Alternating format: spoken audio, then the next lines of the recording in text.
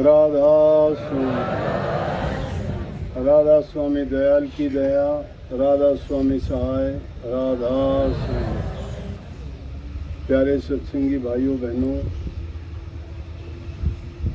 आप सब जानते हो कि पिछले 1.5 साल से सत्संग के कार्यक्रम तो लगभग यूँ तो होते रहे, लेकिन इस प्रकार से बंद हैं कि जर्नल सत्संग में जो संगत आती, भंडारे चलते, इकट्ठे बैठ के जिसको हम बड़ा सत्संग या आयोजन कह सकते थे, नहीं हो पाया। बीच का कुछ समय मिला था, उसमें मुझे अंदेशा था कि शायद कोरोना महामारी फिर दोबारा से आ जाए, और वो दूसरी लहर आई भी, लेकिन उससे पहले 7-8 सत्संग बीच में कर दिए थे, परंतु दिल्ली का फिर भी नंबर नहीं आ पाया था। वैसे तो यहाँ दूसरा ऐसा मौका है कि देखने के लिए या संगत को थोड़े बहुत दर्शन यहाँ हो जाते हैं, परंतु जिस प्रकार से हम चाहते थे, जिस चाव से आपने सेवा करके इस आश्रम के निर्माण में योगदान दिया है, और आपका प्यार, श्रद्धा और विश्वास को देखते हुए ये लगता है कि यहाँ तो हर महीने सत्संग होना चाहिए।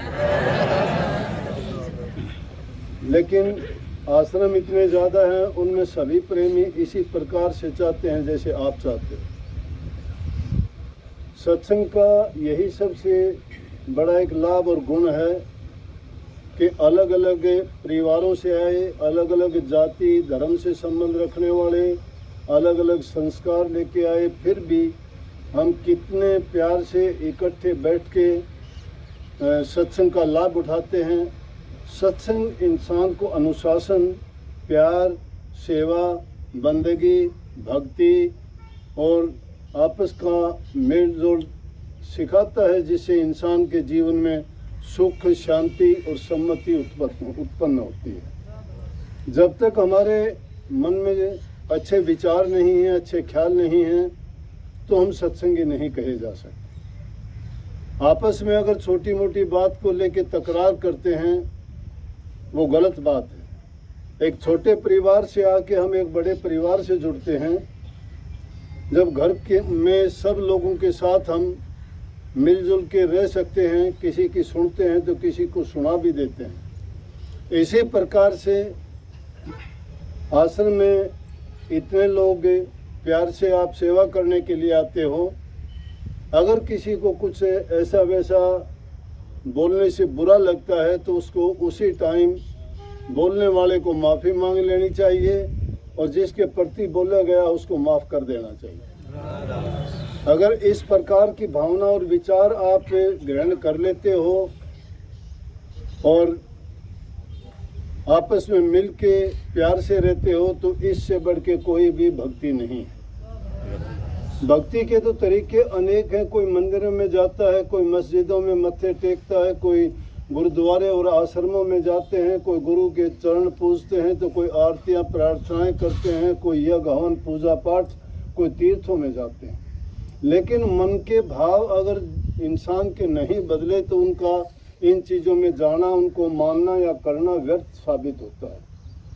तो हमें सबको चाहिए कि सत्संग से वो बात सीखनी चाहिए जिससे मानव कल्याण, मानव का हित और सबके साथ प्यार प्रेम के साथ हम मिल के रहें, जिससे हमारे मन में शांति होगी, धैर्य होगा, सहानुभूति होगी, दया होगी, तो भक्ति के दरवाजे तो अपने आप खुल जाते हैं।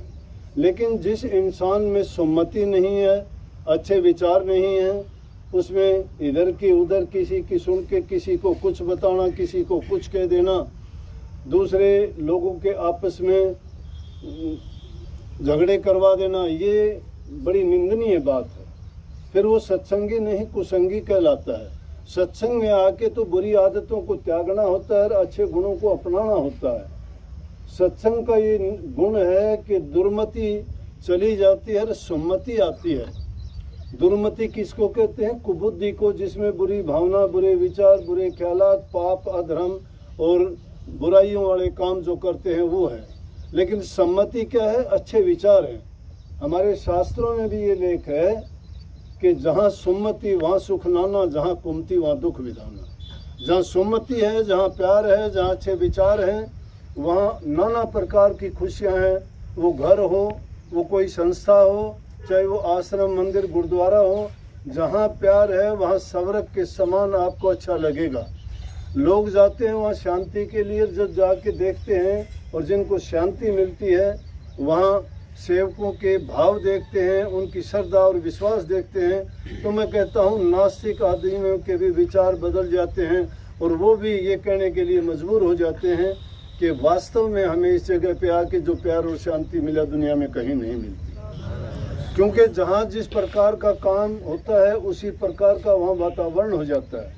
एक आध जगह में आप जाओगे, जाके देखोगे तो वहाँ थोड़ी देर भी आप नहीं टिक पाओगे, क्योंकि वहाँ का चाहे वो घर हो, चाहे कोई परिवार हो, चाहे कोई दूसरी जगह हो, उनका माहौल और वातावरण ऐसा हो जाता है जहाँ हर टाइम पे कड़े होती हो, झगड़े होते हों, जहाँ एक दूसरे का विश्वास नहीं हो, निंदा चुगलियाँ होती हों, तो वहाँ पर ऐसा हालत होती है।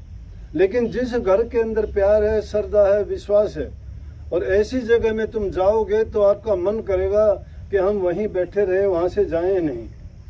तो इस प्रकार से जहाँ नाना प्रकार के सुख मिलते हैं सुमति से, लेकिन कुमति जब आ जाती है तो वो सब चीज़ों को बर्बाद करके रख देती है और इंसान का जीवन नरक के समान हो जाता है।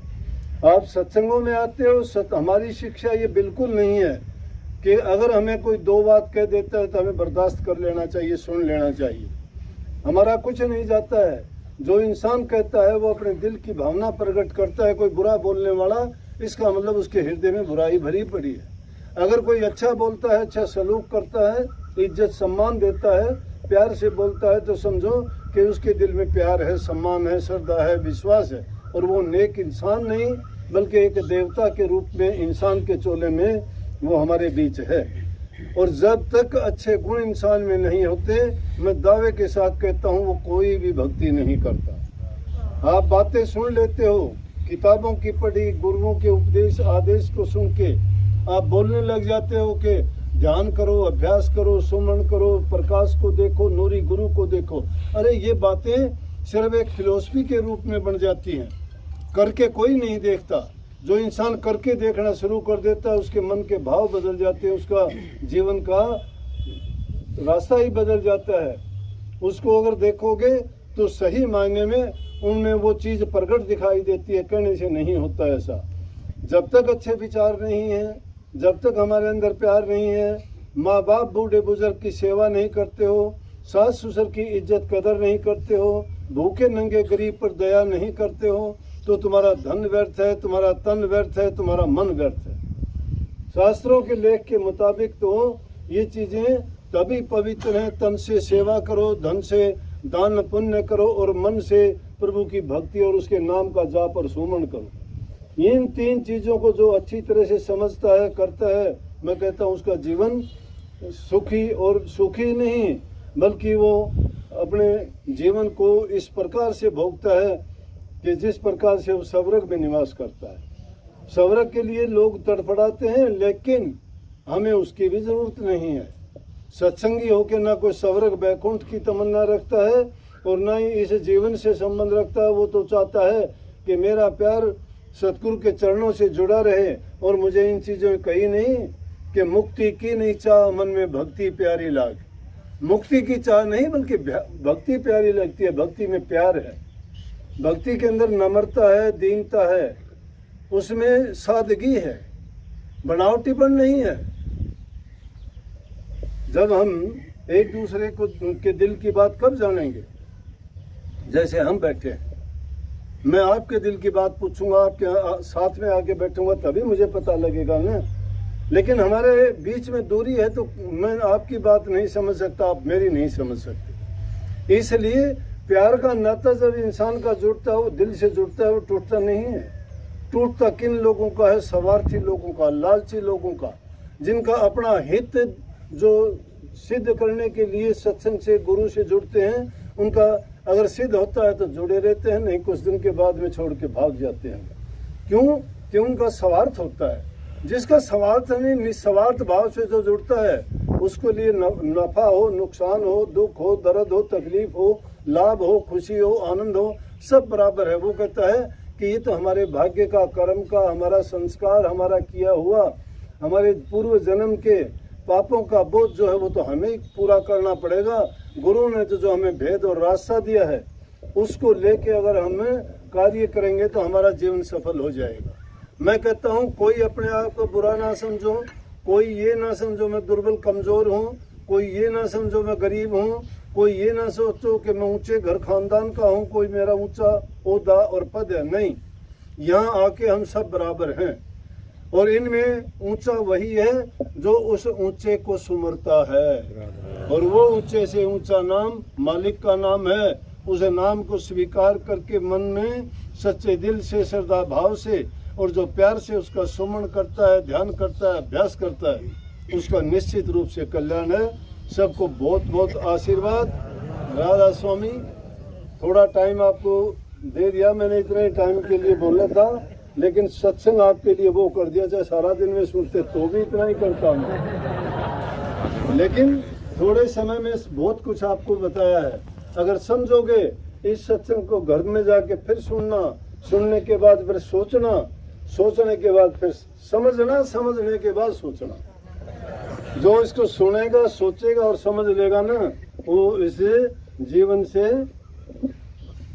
खुशी खुशी मुक्त हो जाएगा और उसको हर प्रकार के सुख, शांति, समृद्धि, खुशहाली मिलेगी। सबको बहुत बहुत आशीर्वाद, शक्ति दे भक्ति की, सबके दिलों में प्यार भर दे, सबके प्रति आपकी अच्छी भावना हो और आपका जीवन सुख। राधा।